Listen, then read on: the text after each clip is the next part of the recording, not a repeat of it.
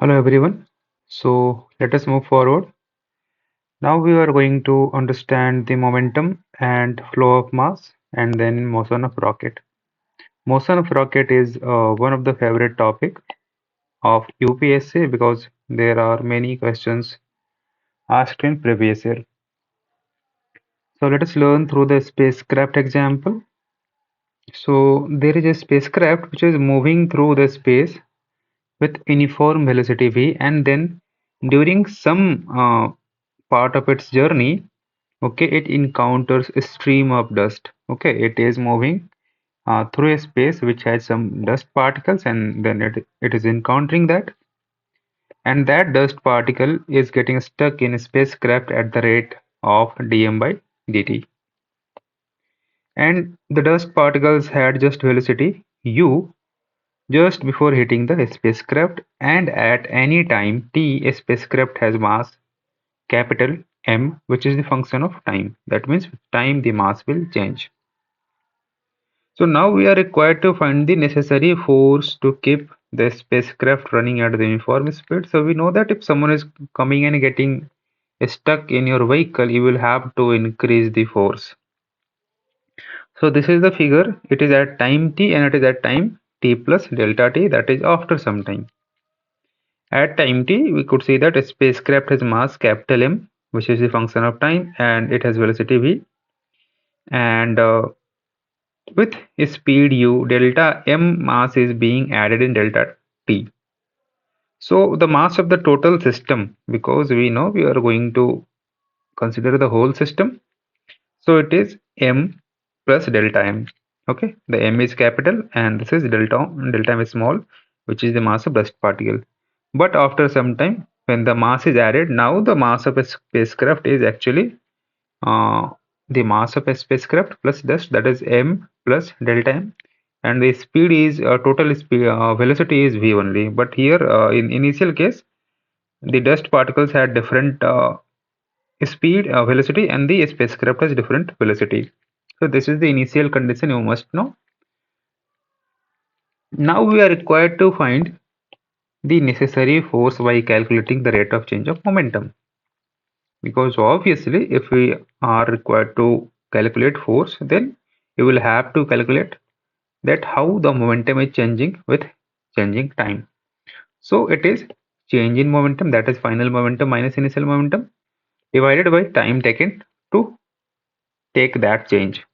So it is actually momentum at time t plus delta t minus momentum at time t divided by delta t. Now we are required to find these two terms, that is momentum at time t and momentum at some time t plus delta t.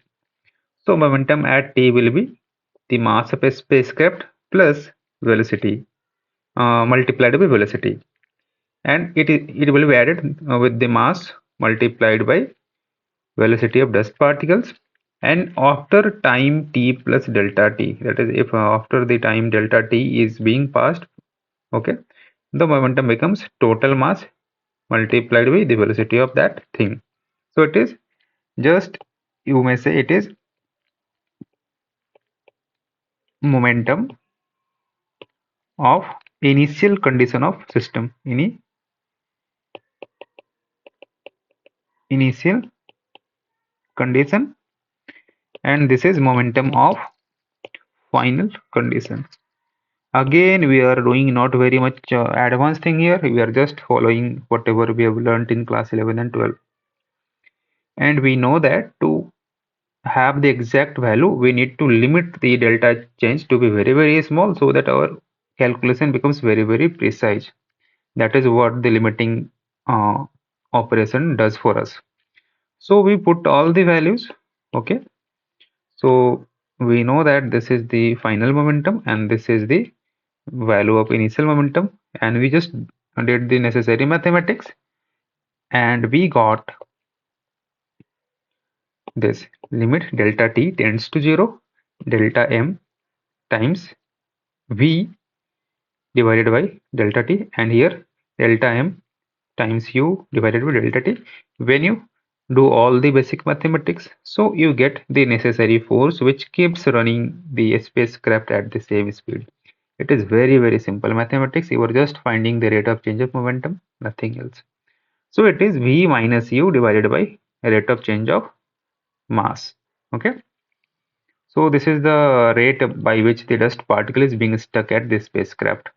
So we know that key actually this small rate of change, it is also equal to minus dm by dt, because whatever dust is coming, that only mass is being added to the spacecraft. So this small m and capital M are related.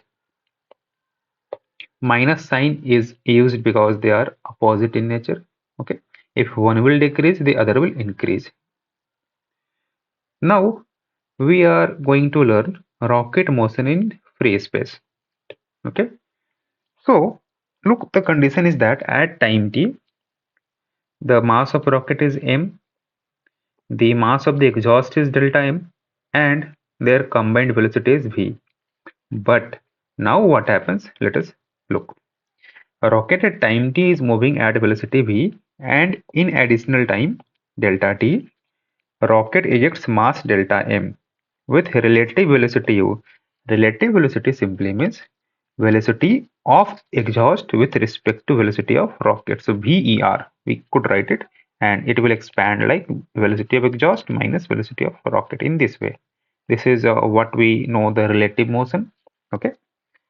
So now we just know the independent velocity of exhaust only, nothing else.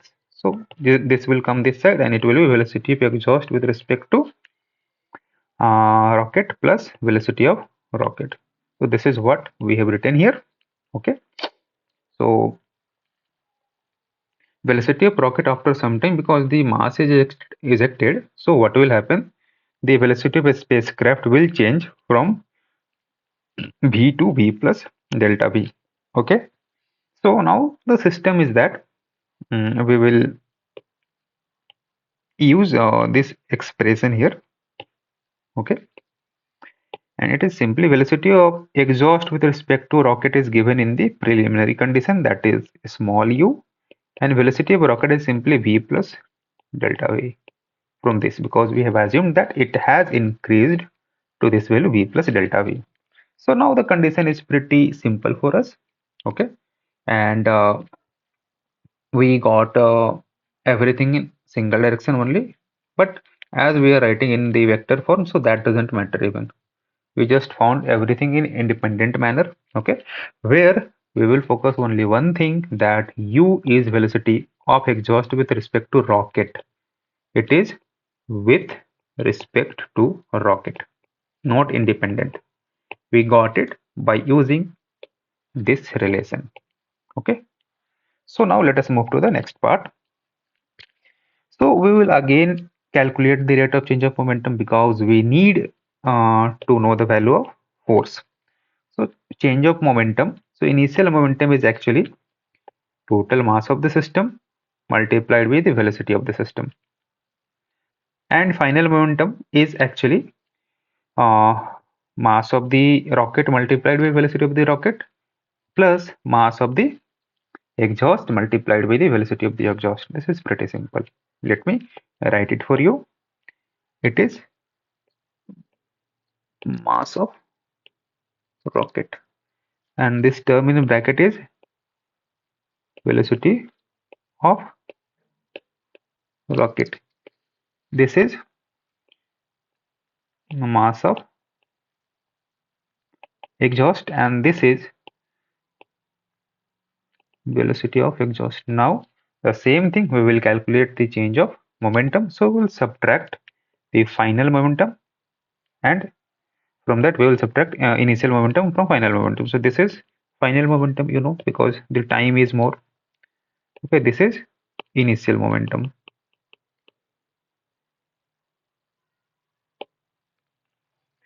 And I am sorry if you are getting some kind of background noise, although I will try to strike it out. But as it is daytime and my study room is not totally isolated, so please try to ignore. So finally, we have our change of momentum, that is given by capital M multiplied by delta V plus change in small m, that is exhaust mass multiplied by the velocity of exhaust with respect to rocket. I have told you again that this u is velocity of exhaust with respect to rocket, nothing else. Because in mechanics you are required to know that what quantity is with respect to which frame of reference. Now for rate of change of momentum, obviously you are going to divide it with the delta t, and we will limit the delta t to 0.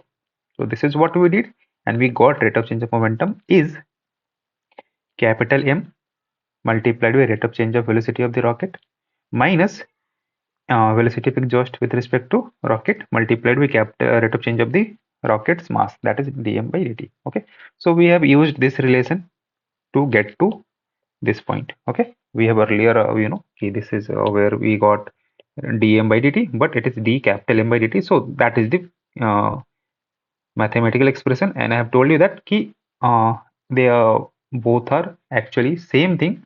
Okay, the exhaust is coming out from the rocket only, so जितना मास exhaust के रूप में बाहर आएगा rocket का मास उतना ही कम होगा, so they are related in a negative fashion. Now if the rocket is in the free space, that means there is no external force, so rate of change of momentum is 0.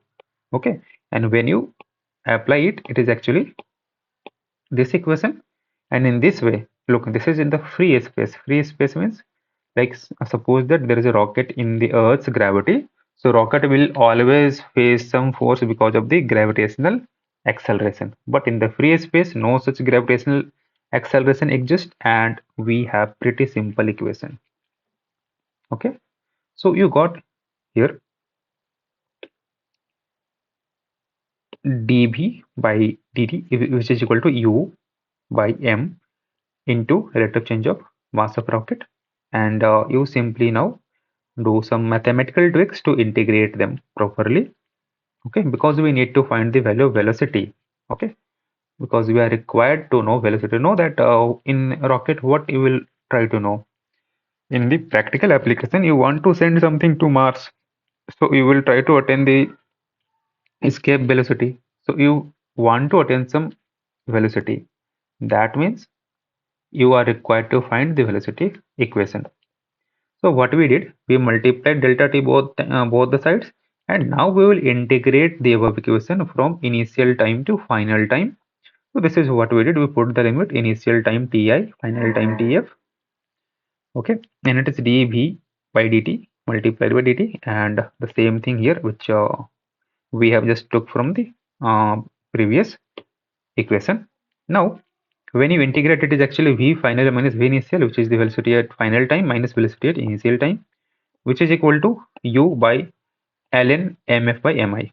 Okay, and if you inverse it, m initial by mf, okay, we are going to put the minus sign, and when initial velocity is 0, the final velocity is simply this. But here you just know, you are also going to remember this equation. Okay, both the equations are to be memorized by you, because direct numerical questions do come. So this is the case when we have what, just look, in the free space we have this condition. Okay, but if the space is not free, then the condition would be different, because the force would not be 0. Okay, here the force is 0, but if the space is not free, that will not the case. Okay, so you will memorize it. You will also memorize the I think if you memorize this, you are alone enough. Okay, just memorize this part. Now you should know that on what quantity final velocity do depend. So final velocity depends upon the exhaust velocity u and the initial and final mass. So that is what we have found from the formula. You look here, initial the exhaust velocity is u, and the final mass is mf, and initial mass is mi. And you must try to reverse it. Okay, because you know how is log being found. Okay, logarithm is being found, so that is why we put the reverse it. Okay, so mi becomes numerator and mf becomes denominator for the mathematical simplicity. Now come to the real life problem. Rocket in gravitational field, and if there is gravitational field, then obviously force would not be 0. So we are now using this force, it is not 0. Now What is it if it is not 0? Obviously, it is m multiplied by g. Okay, and we have this equation uh, that m multiplied by dv by dt minus. So we have used this equation from previous section. We know that this part is very important. You must remember. Uh, you must memorize it. Okay, this is the very basic uh, relation which we are going to use very often. Okay, very necessary parent fundamental equation of the rocket of motion. So now we have brought that same. The only difference is now our f is not 0, it is mg, and now we are trying to simplify it. We are trying to find the velocity again. So we got dv to be g dt plus u dm by m. Now when you are integrating above, so you will and obviously the condition is same, that we are integrating from initial time to some final time. So what you will get, velocity at final time minus initial time, and it is g multiplied by tf minus t plus u ln mf by mi. Again, this is our parent equation now. And look, they are all in the vector form. Okay, so you will always be keeping in mind the directions. Vector has not been removed, but if you remove the vector somehow, okay, obviously removing vector is not a big deal. Whatever is in upward direction, you take that plus. Whatever is in the downward direction, you that minus. Or whatever is in upward direction, you take that minus. Whatever is in the downward direction, you take that in plus. So the vector will be removed.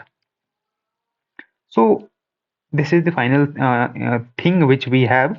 Okay, and if you want to simplify it further, okay, so let me tell you, you must memorize this, then only try to simplify it, because this is very parent fundamental equation again for the rocket in gravitational field. So do not try to forget it, just memorize it.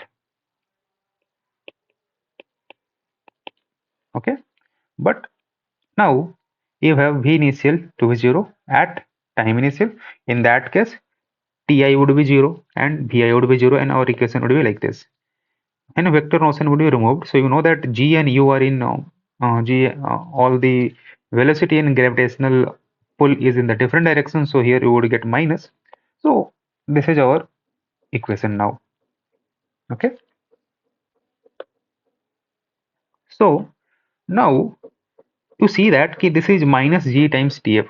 So tf is time from t initial to final, and shorter the fuel burning time, so greater the final velocity of the rocket would be, because this is the negative term here. Okay, so shorter the tf and shorter the whole term, and less the velocity minor subtraction would be here. Okay, and thus greater the velocity would be there. That means to get a very big velocity of rocket, you should burn fuel as fast as you can. That is why we see the roaring rockets being launched by ISRO, NASA, and things like that. And here again there is a clarification now.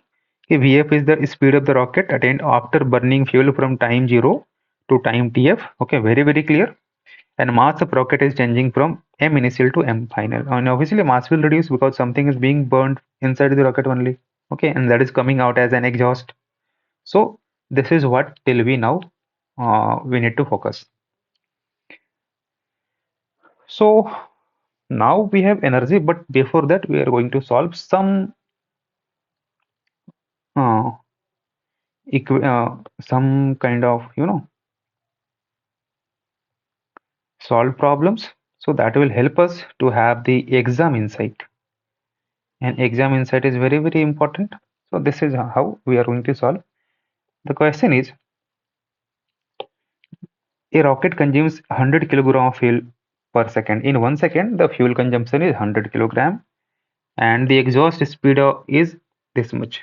So this is the exhaust speed, and it is obviously given with respect to rocket. Okay, exhaust speed is generally given with the speed of rocket until and unless it is exactly defined. So we are now required to find the force exerted on rocket and what will be the velocity of rocket. So look, we now know how to find the force and how to find the velocity. Okay, when the mass is reduced to 1/20th of its initial mass, and initial velocity 0. Initial condition we know, and the extra information is that we have to neglect the gravitational and viscous force, drag, whatever there is.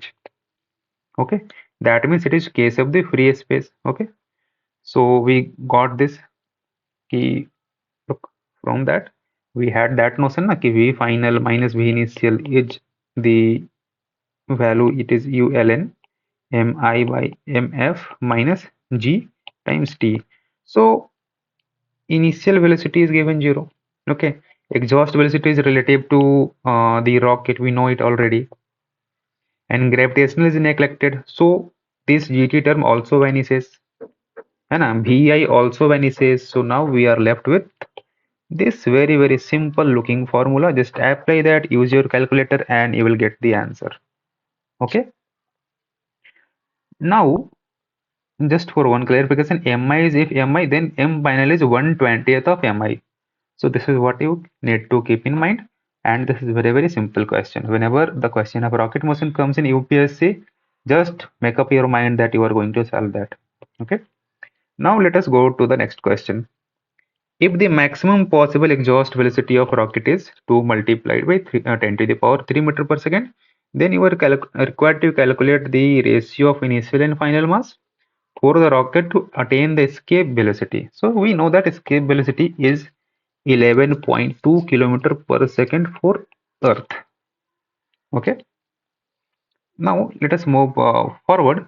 Read more. How long will it take the rocket starting from the rest, that is initial velocity 0. Starting from rest means initial velocity is 0. Okay, I am doing nothing new. I am just trying to make question as simple as that. To attain this velocity, if rate of change of mass is 1/10 of its initial mass. Okay, so there is a beta value that is 1/10. So now let us move forward. And let me tell you, sometime we will have to learn from the solved problems as well.